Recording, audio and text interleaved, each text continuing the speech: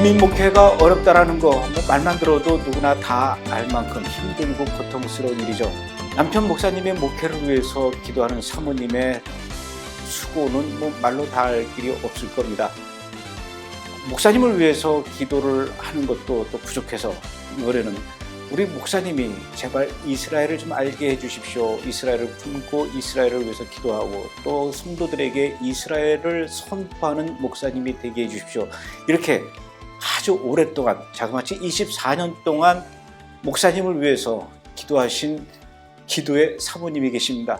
바로 미국 LA 카운티의 웨스트힐 장로교회 김희식 목사님의 사모님이신 송웅자 사모님이신데요. 오늘은 제가 송 사모님하고 어떻게 그렇게 오랫동안 포기하지 않고 남편 목사님을 위해서 기도할 수 있었는지 그 이야기를 좀 들어보도록 하겠습니다. 사모님 이렇게 만나 뵙게 돼서 너무 반갑습니다. 고맙습니다. 반갑습니다. 예. 제가 조금 전에 24년 동안 남편을 위해서 기도하셨다고 그랬지 않습니까? 네. 그것도 다른 게 아니라 우리 목사님이 이스라엘을 좀 알게 해 주십시오. 이렇게 기도를 하셨다고 제가 소개를 드렸는데, 그러면 24년 전에 이미 사모님은 이스라엘을 알고 계셨다라는 건데, 어떻게 목사님하고 결혼하시기 전부터 이스라엘을 품으셨습니까? 아니면 결혼하고 나서 아시게 됐습니까? 저는 1977년도 7월 19일에 재생불량성 빈혈로 사형 선고받고 죽어서 하늘나라 올라가다가 예수님을 만났어요. 그래서 예수님께서 너는 세상에서 할 일이 있다. 이 선을 넘어오면 세상 사람들이 너를 죽었다 그러는데 너는 아직 이 선을 넘어올 때가 되지 않았다. 하나님의 아들 예수 그리스도가 영원한 생명의 구원의 주가 되시는 것과 하나님의 아들 예수 그리스도가 이 땅에 오실 날이 가까웠다고 외쳐라. 그리고 너는 유대인 성결하게 될 거다. 그렇게 예수님이 말씀하셨어요? 네, 그렇게 하고 저를 지금부터 내가 머물 곳이 일할 곳이다. 그렇게 말씀하셨어요. 저는 원래 회화동 로타리에 있는 해명감리교에 나가고 있었는데요. 제가 그 병에 사형 선고를 받고 3월 달에 그 죽음을 무서워하다가 저희 동생이 저를 데리고 지금 이스라엘 선교사 송화경 선교사가 제 동생인데요. 제가 부탁했어요. 내가 성경 한 번만 읽고 죽고 싶다.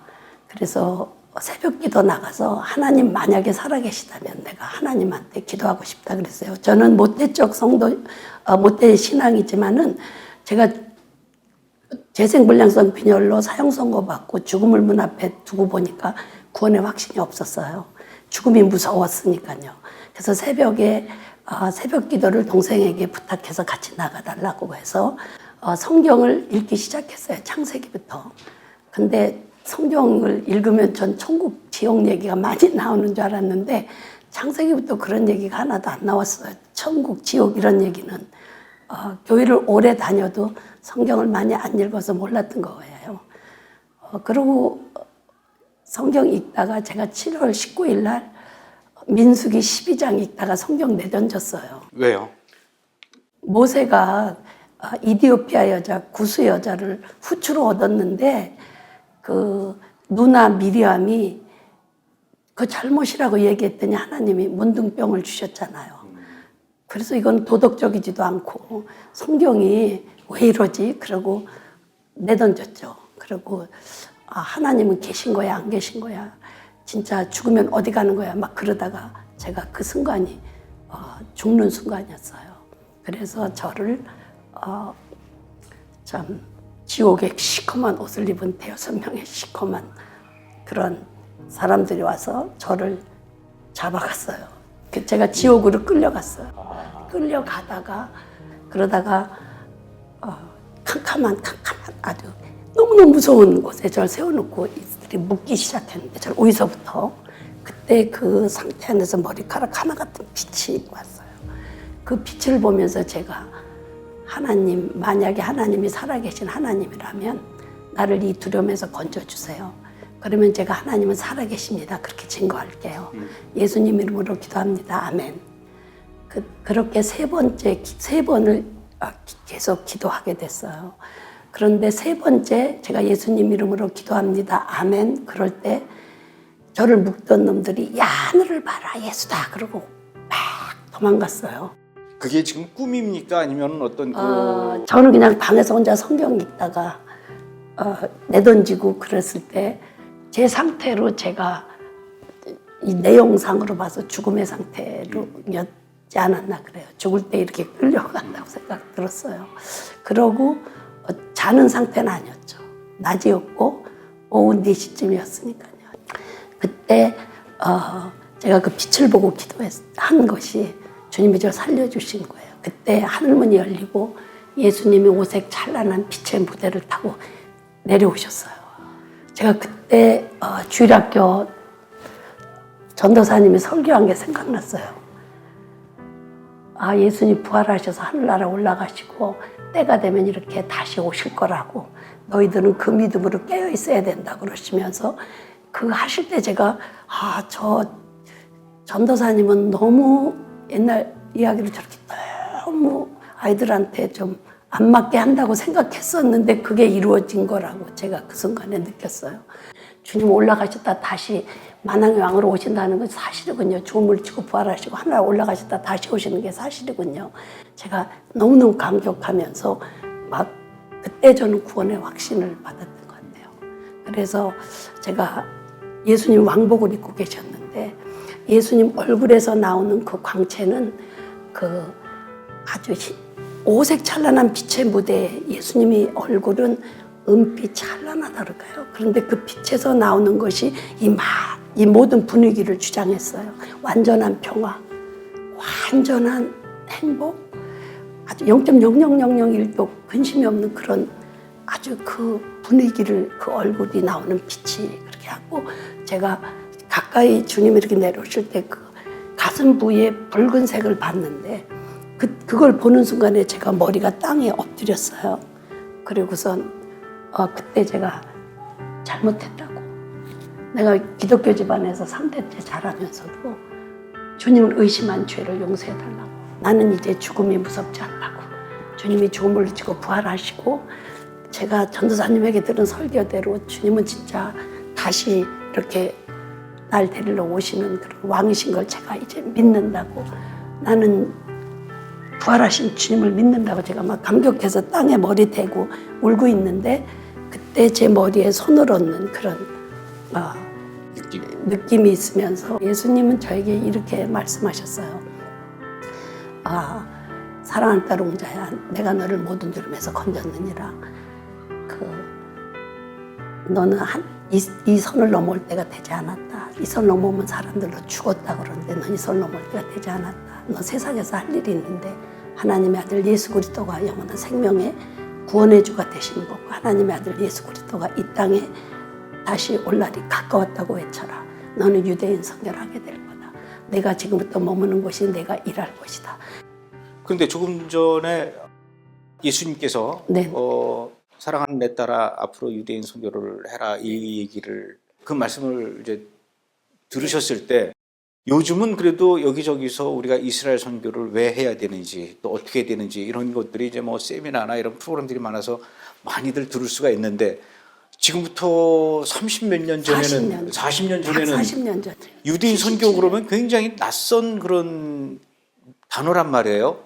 네. 어떻게 그거를 예수님의 말씀대로 유대인 선교를 해야 되겠다 조금 더 이 진전이 됐습니까? 선교를 해야 되겠다 그런 것도 몰랐어요. 그리고 제가 창세기 읽는데 하나님께서 이스라엘 백성을 왜 만드셨는가부터 창세기 11장에 그 바벨의 이후에 그 모든 족속들은 존재하고 있었는데 내가 그들을 구원하기 위해서 한 나라를 만든 게 아브라함을 부르신 거다. 그렇게 성경을 7번째 제가 정독할 때 깨달아서 볼 수 있게 해주셨어요. 그리고 창세기에서는 너는 땅만 봐라. 내가 땅을 강조하니까 지금부터는 7번째 읽을 때는 땅을 보라 그랬어요. 너가. 제가 그래서 창세기부터 읽으면서 보니까 땅 얘기예요. 그런데 창세기 22장에 모리아산에 이삭을 제물로 바친 거기에 그 바친 후에 아브라함이 그 땅 이름을 여호와 이레라 했는데 사람들이 말하기를 여호와의 산에서 준비되리라. 이 산이 예루살렘이다 그러시는 거예요. 깜짝 놀랐어요, 제가요. 그때 그 가마가. 그래서 그 다음부터 이삭도 보니까 그 땅을 강조했고, 이삭에게도 야곱에게도 강조했고, 요셉이 해골을 파가라. 그 땅에 꼭 가게 될 거다. 그리고 출애굽기를 읽으니까 아브라함과 이삭과 야곱에게 약속한 맹세하고 준 땅으로 인도하려고 너를 내 백성에게 하는데, 그게 바로 창세기 15장에 아브라함하고 약속을 이루기 위해서 했다는 것이, 제가 성경을 정독했기 때문에 이해가 됐어요. 그리고 놀라운 것은 신명기 읽으면서 신명기 12장이나 16장에서 내가 지금까지 내가 인도한 땅에 가더라도 아무 데서나 제사 드리지 말고 내 이름을 둘 곳, 거기 와서 절기를 지키라고 그랬어요. 그런데 그 땅을 나중에 다윗이 그 엽수족을 물리치고 사무엘서에 보니까 거기서 다윗성 예루살렘을, 드디어 예루살렘을 하고, 주님이 저한테 누가복음 24장 21절 읽을 때는 제가 그때 많이 울었는데요.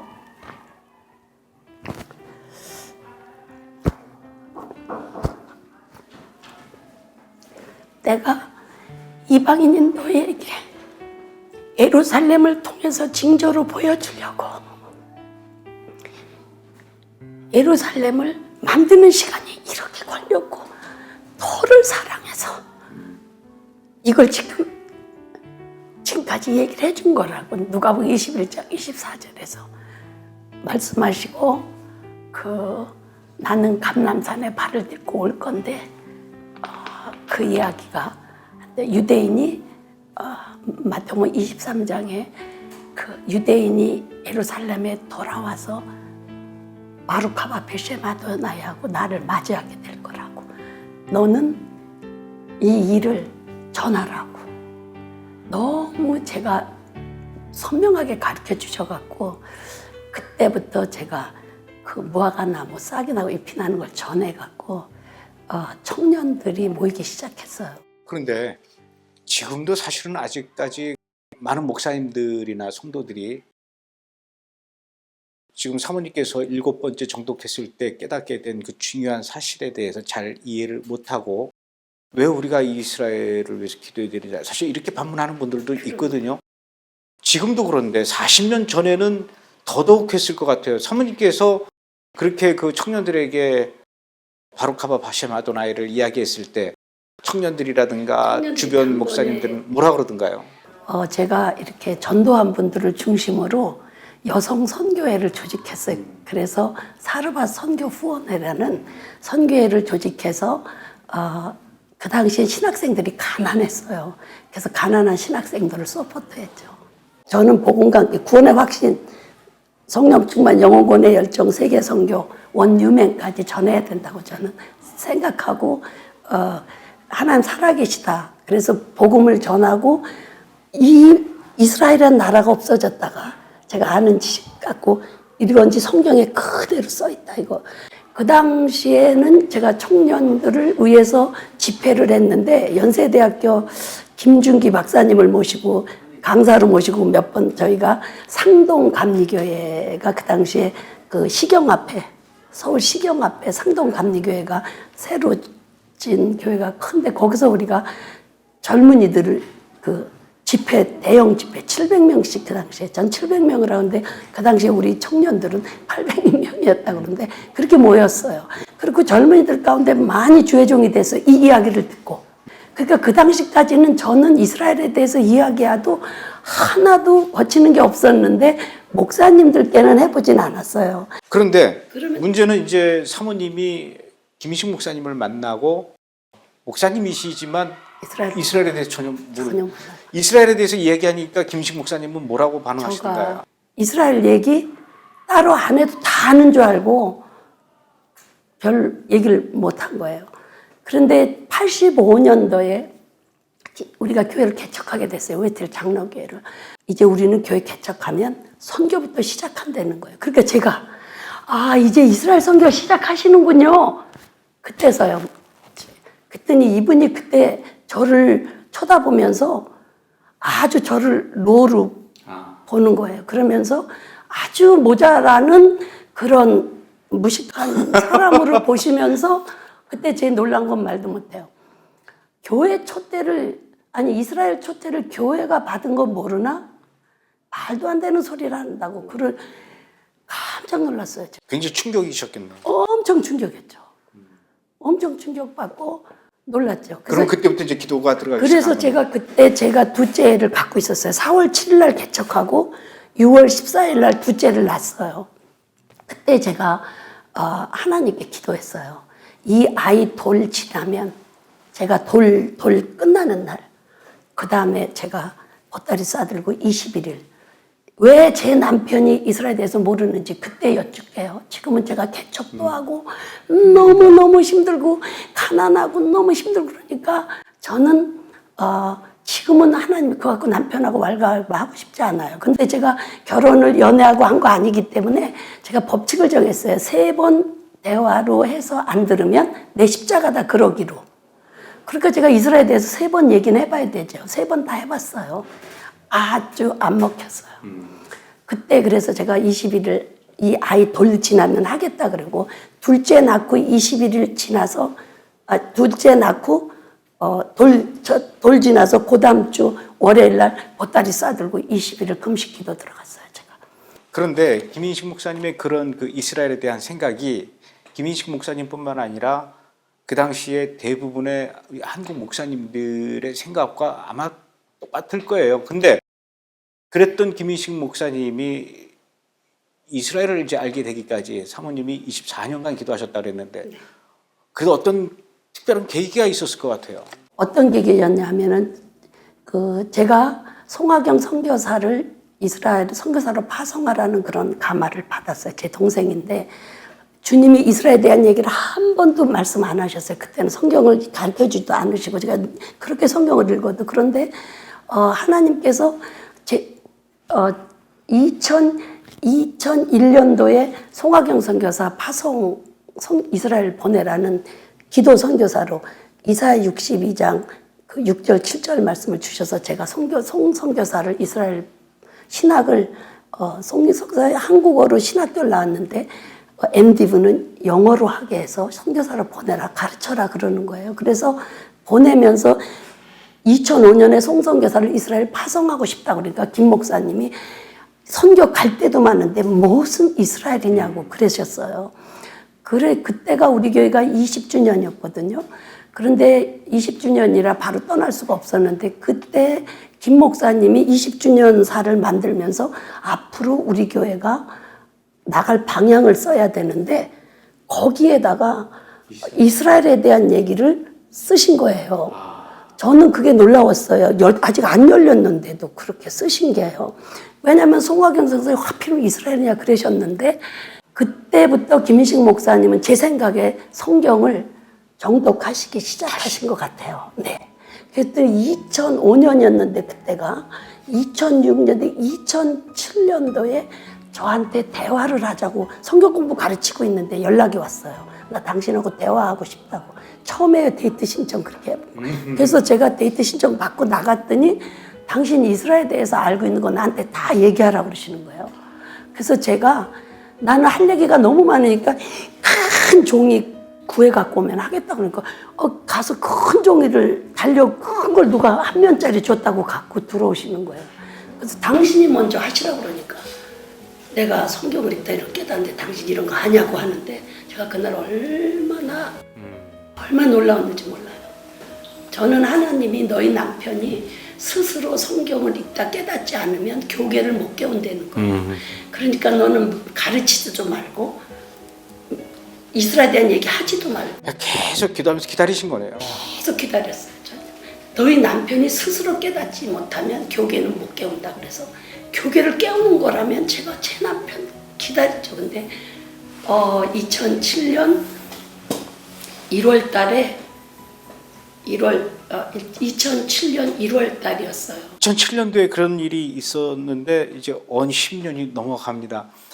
지금은 뭐 누가 뭐라 그래도 부족할 만큼 없고 뭐 한국뿐만 아니라 전 세계의 목회자를 깨우는 이스라엘을 알리는 귀한 일꾼으로서 이제 김희식 목사님이 하나님의 일꾼이 되셨어요. 어떻습니까? 사모님이 보시기에 소감이? 김식 목사님은 지금 가슴이 더 불타세요. 그래서 지금 리타이어 하시지만 킹덤 월드 미션을 만드시고 킹덤 월드 미션을 세우신 이유가 하나님 나라가 임하는데 교회가 주님 오신 일을 예비하도록 깨우어야 된다. 거기에는 이스라엘 원유맨일 교회 완성된 모습을 이루어야만 우리 주님 오신다. 그렇기 때문에 이 일에 지금 올인하게 되셨죠. 예. 제가 지난번에 서울 무학교에서 있었던 이스라엘 목회자 세미나 때 미국 멀리 LA 카운티에서 목회하시는 목사님이 굳이 한국까지 오셔서 한국의 목사님들에게 이스라엘을 알리는 그 엄청난 일을 하실 때 저 뒤에서 푹히 의자에 앉아서 기도하시는 사모님의 모습을 보면서 오늘 이렇게 한국 목사님들을 깨우는 중요한 이스라엘 목회자 세미나는 김희식 목사님도 목사님이시지만 우리 사모님의 역할과 또 기도와 그 눈물로 뿌렸던 씨앗이 이제 열매를 맺구나, 이런 제가 감동을 받았거든요. 이제 김희식 목사님 타이어 하시지만 제가 보기엔 이제부터 또 새로운 일들이 막 시작될 것 같아요. 그걸 많이 기대하면서 또 계속해서 사모님의 지금까지 해오셨던 그 눈물의 기도와 또 이제 목사님하고 같이 또 함께 활동하셔야죠. 처녀 때부터 눈물로 기대해 오셨던 그 이스라엘, 이제 더 뜨겁게 한국교회 알리는 데 큰 역할을 우리 사모님께서도 담당해 주시길 바라고요. 오늘 이렇게 귀한 시간 내주시고 또 귀한 간증 나눠주셔서 고맙습니다. 고맙습니다.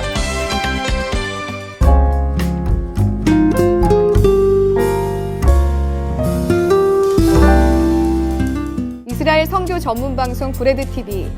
이스라엘을 위해 기도하고 싶으신데 기도 제목을 잘 모르시겠다고요? 그럴 땐 이스라엘 전문 방송 브레드 TV로 들어오시면 됩니다. 언제 어디서나 시청 가능한 브레드 TV. 매번 주소 검색하시느라 힘드셨죠? 브레드 TV 바로가기 아이콘을 만들면 한 번에 들어가 원하시는 방송을 시청하실 수 있습니다. 브레드 TV 바로가기 아이콘 만들기. 삼성, LG 등 안드로이드 버전입니다. 먼저 인터넷 버튼을 눌러주세요. 그리고 브레드tv.co.kr을 입력. 브레드TV 홈페이지로 이동합니다. 홈페이지로 이동한 후 핸드폰 하단의 메뉴 버튼을 눌러주세요. 여기서 홈 화면에 바로가기 추가. 이 버튼만 누르면 끝이에요. 이제 바탕화면에 생긴 브레드TV 아이콘을 누르시면 한 번에 원하시는 방송을 선택 신청하실 수 있습니다. 다음은 아이폰에서 바로가기 아이콘 만드는 방법입니다. 인터넷 버튼을 누르세요. 그리고 브레드tv.co.kr을 입력. 브레드TV 홈페이지로 이동합니다. 이동 후 화면을 움직이면 핸드폰 하단에 메뉴바가 나옵니다. 여기서 가운데 버튼을 클릭하고 바로 보이는 홈 화면에 추가를 눌러주세요.